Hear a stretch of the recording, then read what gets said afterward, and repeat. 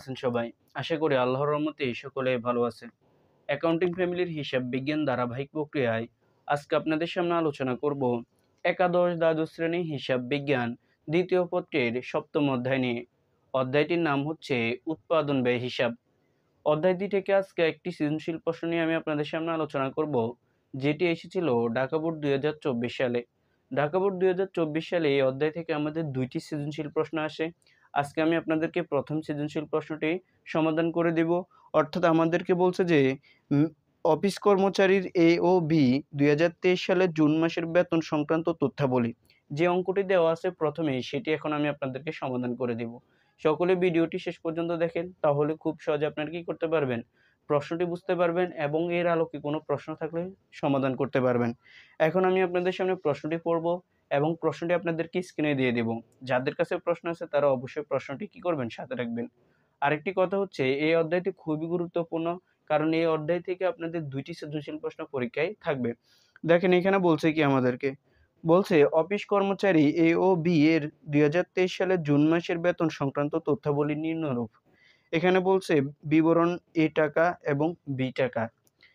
এখানে আমাদেরকে বলছে মূল বেতন 12,000 টাকা এ এবং বি হচ্ছে 14,000 টাকা। বাড়ি ভাড়া মূল বেতনের 30% হচ্ছে এ এবং 30% হচ্ছে বি। মহার্ঘ ভাতা মূল বেতনের 15% হচ্ছে এ এবং 15% হচ্ছে বি। ওভারটাইম ঘন্টা 20 ঘন্টা হচ্ছে আমাদের এ এবং 15 ঘন্টা হচ্ছে আমাদের বি। প্রভিডেন্ট ফান্ডের চাঁদা মূল বেতনের 10% এ, 10% হচ্ছে বি।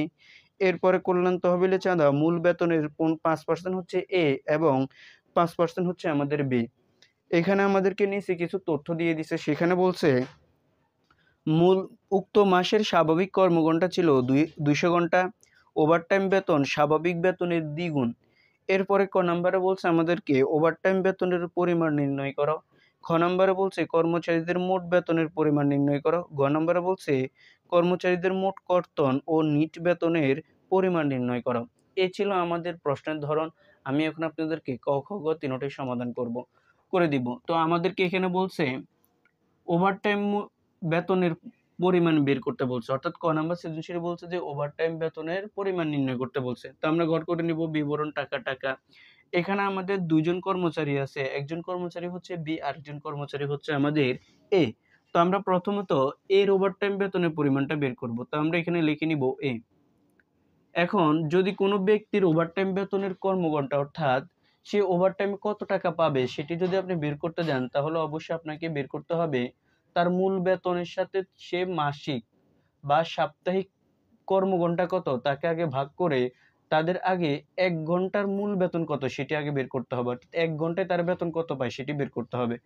তো আমাদের এখানে এ টোটাল মূল বেতন হচ্ছে কত, দেখেন তারা প্রশ্ন বলছে মূল বেতন এ 12,000 টাকা, বি 14,000 টাকা। তো আমরা এখানে 12,000 টাকা বসাবো।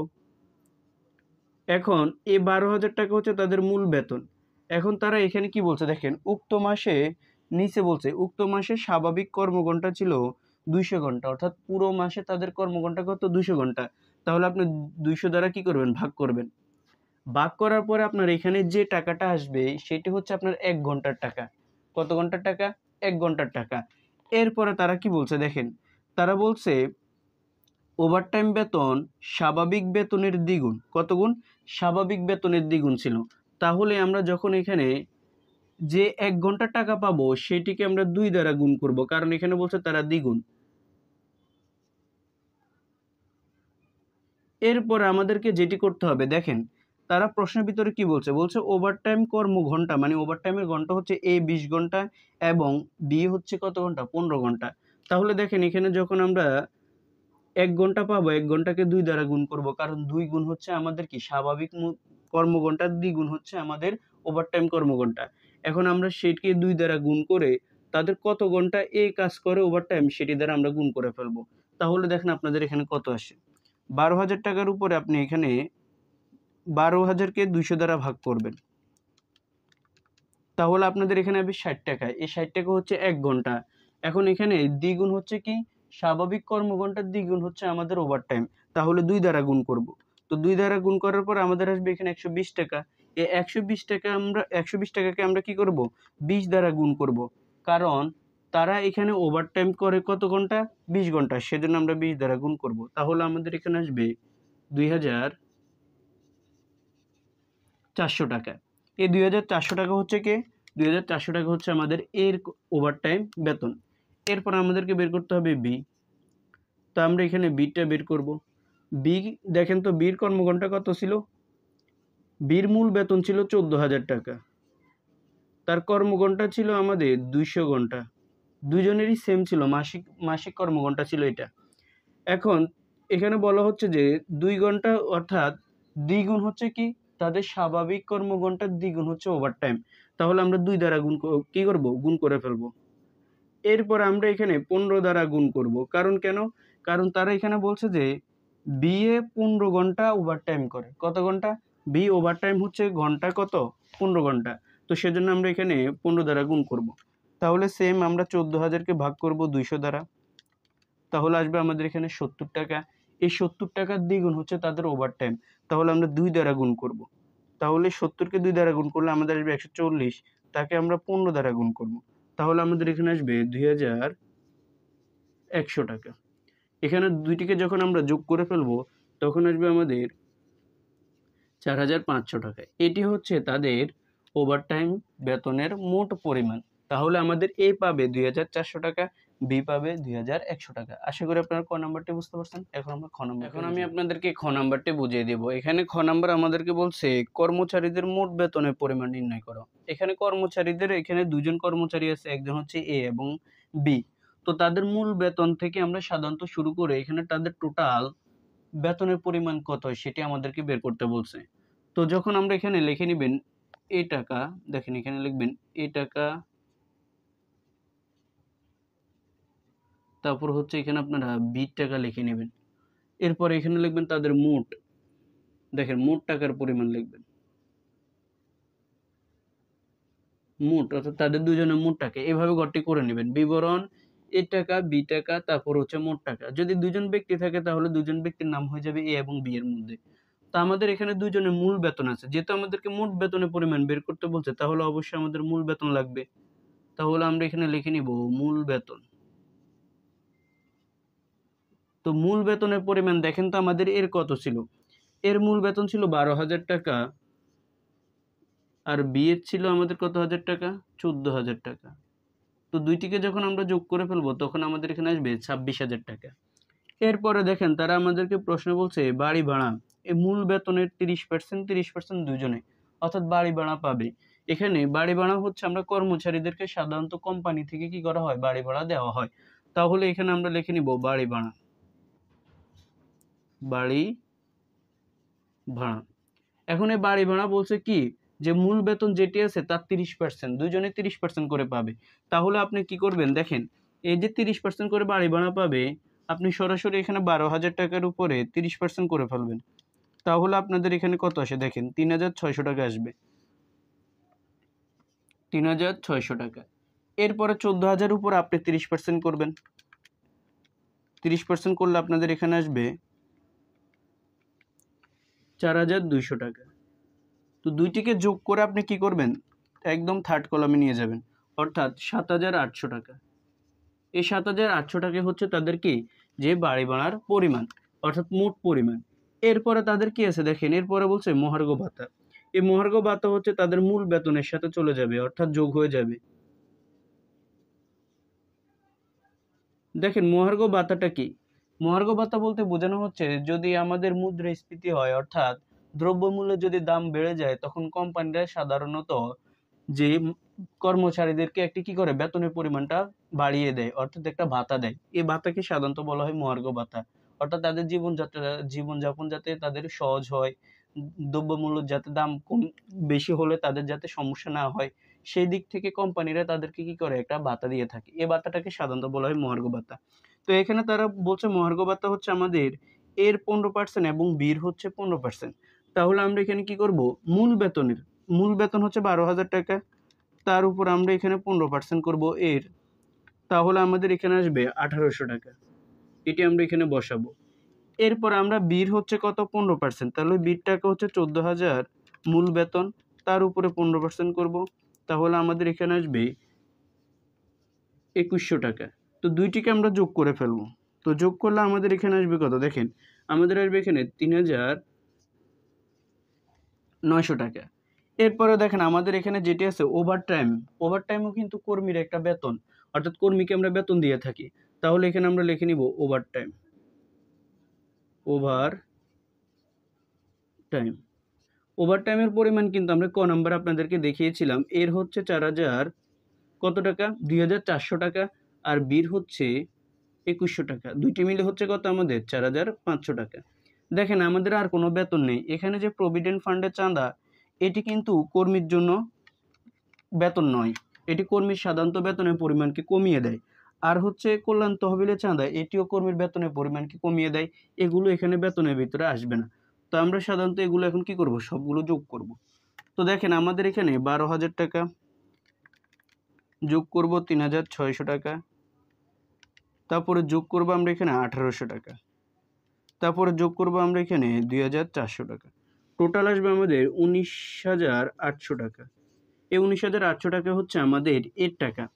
এরপরে বি হচ্ছে 14,000 টাকা, যোগ করব 4,200 টাকা, যোগ করব 2,100 টাকা, তারপরে যোগ করব আবার 2,100 টাকা। তাহলে টোটাল হবে 22,400 টাকা। এটি আমরা এখানে বসাবো। এখন আপনারা চাইলে এই সবগুলো যোগ করে এখানে বসাতে পারেন, বা এই দুইটিকে যোগ করে দিলে আপনাদের এখানে ফলাফলটা চলে আসবে 19,800 টাকা। তাহলে আমাদের হবে 42,200 টাকা। এ হচ্ছে তাদের মোট টাকা। তাহলে আমরা দুইটিকে ক্লোজ করে ফেললে আমাদের এখানে অঙ্কটা শেষ। দেখেন খুবই সহজ একটি অঙ্ক। আশা করি আপনারা এটি বুঝতে পারছেন। এখন আমরা আপনাদেরকে ঘ নাম্বারটি বুঝিয়ে দিব। এখানে বলছে মোট কর্তন ও নিট বেতনের পরিমাণ নির্ণয় করতে বলছে। এখন আমি আপনাদেরকে ঘ নাম্বারটি বুঝিয়ে দেবো। এখানে ঘ নাম্বার আমাদেরকে বলছে কর্মচারীদের মোট কর্তন ও নিট বেতনের পরিমাণ বের করতে বলছে। তো দেখেন এখানে শুধুমাত্র আপনারা একটা জিনিস মনে রাখেন, যখন নিট বেতনের পরিমাণ আপনাদেরকে বের করতে বলবে, আপনারা মোট বেতন থেকে, অর্থাৎ আপনার যে মোট বেতনটা হবে, মোট বেতন থেকে আপনারা সকল প্রকার কর্তনগুলোকে বিয়োগ করে ফেলবেন। তখন আপনারা যে ফলাফলটি পাবেন সেটি হচ্ছে আপনার জন্য নিট বেতনের পরিমাণ।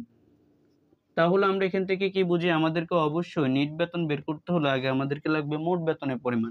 তাহলে আমরা অবশ্যই এখানে লিখে নিব মোট বেতন, মোট বেতন। তো দেখেন মোট বেতন কিন্তু আমরা খ নাম্বারে একটু আগে পেয়েছিলাম 19,800 টাকা হচ্ছে আমাদের এ, এবং বি হচ্ছে আমাদের, বি এর মোট বেতন ছিল 22,400 টাকা, 22,400 টাকা। দুইজনের ছিল 42,200 টাকা। এটিকে আমরা এখানে বসিয়ে দেব।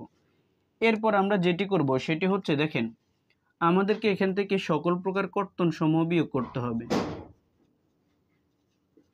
কর্তন সমূহ, কর্তন শব্দের অর্থ হচ্ছে কাটা, অর্থাৎ কর্মচারীদের বেতন থেকে যে পরিমাণ টাকা আপনি কেটে নেবেন সেটি হচ্ছে আপনার জন্য কর্তনের ভিতরে চলে আসবে। তো কি কি কেটে নেই? দেখেন কর্মচারীদের বেতন হচ্ছে 19,800 টাকা, তারপর হচ্ছে 22,400 টাকা, 42,200 টাকা, অর্থাৎ মোট টাকা তাদের বেতন। এখন এখানে এই যে আমাদের 19,800 টাকা আছে এর বেতন, সেখান থেকে সে প্রভিডেন্ট ফান্ডে দিতে পারে, তারপরে সে কল্যাণ তহবিলে দিতে পারে। সেজন্য তার কি হবে? এখানে অবশ্যই বেতনের পরিমাণ কমে যাবে।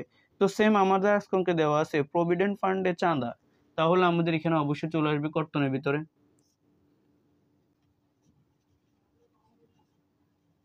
ফান্ডে চাঁদা।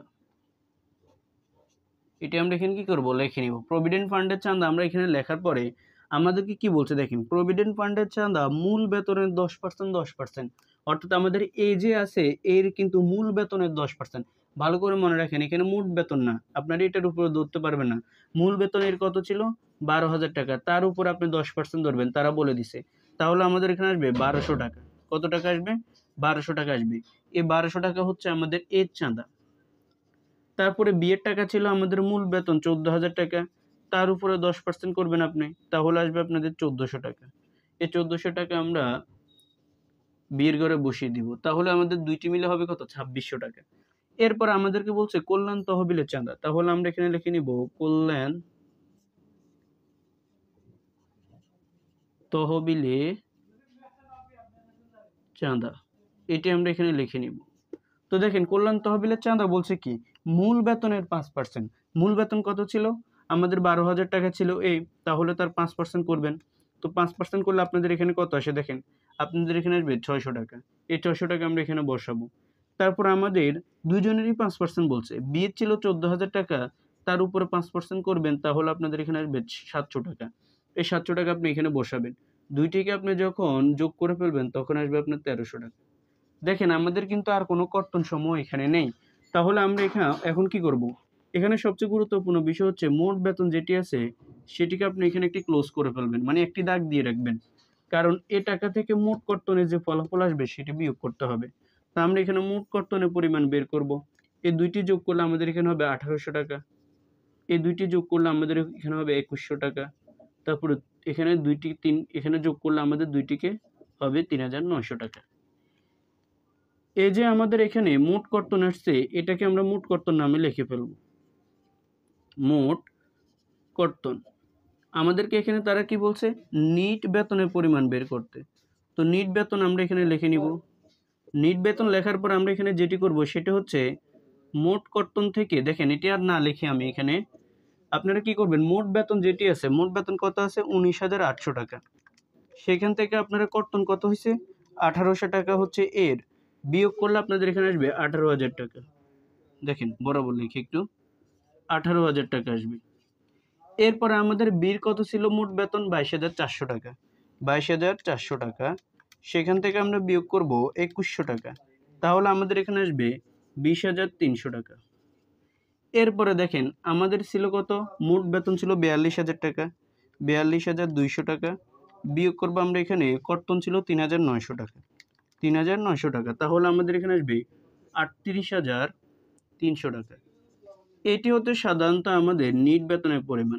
তো দেখেন এই পুরো সৃজনশীল প্রশ্নটি খুবই সহজ ছিল। ইনশাআল্লাহ আমরা পরবর্তী ভিডিওতে দ্বিতীয়টি সমাধান করে দেওয়ার জন্য চেষ্টা করব। যদি বুঝতে সমস্যা থাকে তাহলে অবশ্যই কমেন্ট করে জানাতে পারেন। সকলে আমাদের ভিডিওগুলো ভালো লাগলে সাবস্ক্রাইব করে আপনার বন্ধুদের মাঝে শেয়ার করে দিবেন। শেয়ারের মাধ্যমে ইনশাআল্লাহ আপনার অন্যান্য বন্ধুরাও কি হতে পারবে? উপকৃত হতে পারবে। আরেকটি বিষয় হচ্ছে আমরা নিয়মিত ইউটিউবে আমাদের রাত 9:30টায় আমরা ক্লাসগুলো নিয়ে থাকি, লাইভ ক্লাস। সেখানে আমরা আপনাদের শর্ট সিলেবাসের বিভিন্ন অধ্যায় নিয়ে আলোচনা করছি। সকলে আমাদের লাইভ ক্লাসের সাথে যুক্ত হতে পারেন প্রতিদিন রাত 9:30টায়। সকলেই ভালো থাকবেন। আসসালামু আলাইকুম।